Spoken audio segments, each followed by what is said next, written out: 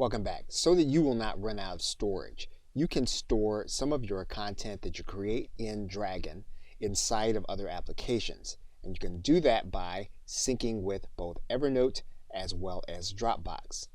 So for example, what we'll need to do is we'll need to click Link to Evernote, then we'll click Link Accounts, and then what you'll need to do is to sign into your Evernote account.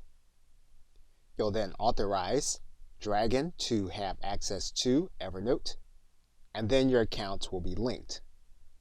You'll also give Dragon access to your Dropbox and click Allow, and then your account will be linked.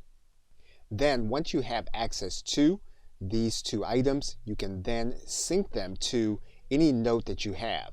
So for example, our note that we have created, all we'll need to do is to click the link.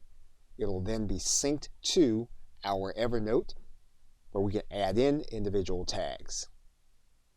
We can do the same thing with Dropbox.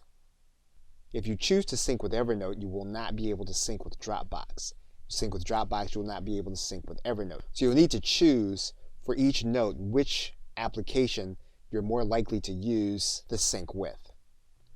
Okay, so with that, thanks, and I will see you in another video.